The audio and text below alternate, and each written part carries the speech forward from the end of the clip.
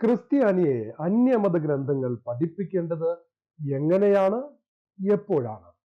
കൗമാരകാലത്താണ് ഇതര മതഗ്രന്ഥങ്ങളെക്കുറിച്ച് പഠിക്കാൻ ആവേശം മൂത്ത് ഞാൻ പ്രൊഫസർ വി മുരളീധര മേനോൻ സാറിന്റെ വീട്ടിലേക്ക് പോയി.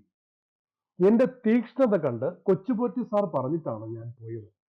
ചെറുപ്പത്തിൽ പ്രഭാഷണ കല കൊണ്ട് എന്നെ വിസ്മയിപ്പിച്ചിട്ടുള്ള ഫാദർ ബോണി സെബാസ്റ്റ്യന്റെ ഗുരുവും കൂടെയാണ് അദ്ദേഹം.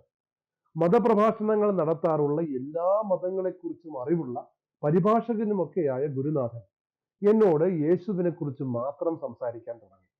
ബൈബിളിനോടൊപ്പം ക്രിസ്തുവാനുകരണം, ഒരു സാധകന്റെ സഞ്ചാരം എന്ന ഒരു സന്യാസിയുടെ പുസ്തകം, ഇവയൊക്കെ വായിക്കണം എന്ന് അദ്ദേഹം എന്നോട് നിർദ്ദേശിച്ചു. എല്ലാം കൂടെ കൂട്ടിക്കലർത്തി പറയാത്തത് എന്താണ് എന്ന് ഞാൻ ചോദിച്ചുപോയി. ലേശം ഗീത, ലേശം ഖുറാൻ, ലേശം ഉപനിഷത്തുകൾ, ഇതൊക്കെയായിരുന്നു എൻ്റെ മനസ്സ്. അപ്പോൾ അദ്ദേഹം പറഞ്ഞത്, ക്രിസ്ത്യാനിയായ ജോസഫ്, ആദ്യം ക്രിസ്തുവിനെ അറിയുക, എന്നിട്ടാകാം മറ്റുള്ളതൊക്കെ. ഒരു തൈ വളരുമ്പോൾ ചുറ്റും വേലി കെട്ടി വളർത്തിയില്ലെങ്കിൽ കന്നുകാലികൾ ചവിട്ടി മതിക്കുമത്രേ. ജാള്യം മറച്ചു വെച്ച് കൈകൂപ്പി അവിടെ നിറങ്ങി കരിസ്മാറ്റിക് ധ്യാനങ്ങളിൽ കൂടുതൽ വ്യാപൃതനായി. കത്തോലിക്ക സഭ വിശ്വാസികളെ ഇതര മതവിഭാഗങ്ങളുമായി സ്നേഹസംവാദത്തിൽ ഏർപ്പെടുന്നതിനെ സഭ ശ്ലാഘിക്കുന്നുണ്ട്. സ്നേഹസംവാദം എന്ന് കേൾക്കുമ്പോൾ ഞെട്ടലുണ്ടാകുന്ന നാടാണ് കേരളം. മദർ തെരേസ സംവാദത്തിന് പോയിട്ടില്ല. എന്നാൽ മദറിന്റെ വിശ്വാസത്തെക്കുറിച്ചാണ് ചോദിക്കുന്നതെങ്കിൽ ഒരു ഒന്നാം തരം സാക്ഷ്യം അങ്ങ് പറഞ്ഞു കളയും. എഡ്വേർഡ് ഡബ്ല്യു ഡെസ്മണ്ട് എന്ന മാധ്യമപ്രവർത്തകൻ ടൈം മാഗസിന് വേണ്ടി ഒരിക്കൽ മദറിനോട് ചോദിച്ചു, അങ്ങയുടെ ഹീറോ ആരാണ്? പെട്ടെന്നായിരുന്നു മറുപടി, യേശു.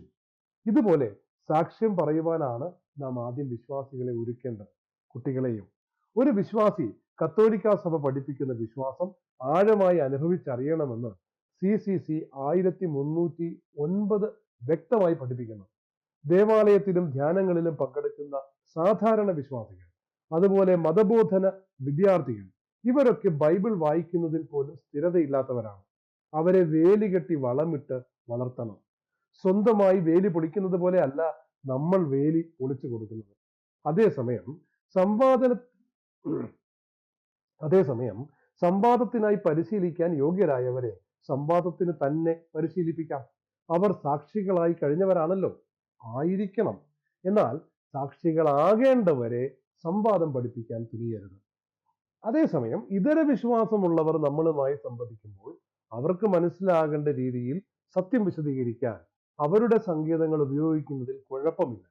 പൗലോസും അങ്ങനെ ചെയ്തിട്ടുണ്ടല്ലോ.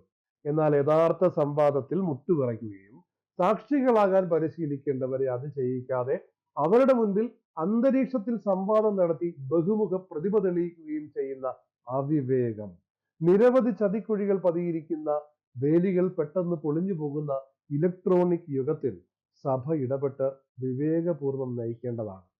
ഞാൻ പറയുന്നത് പണ്ട് മുരളീധര മേനോൻ സാർ എന്നോട് പറഞ്ഞത് എന്താ ശരിയല്ലേ? സ്നേഹത്തോടെ, ജോസഫ് ദാസ്.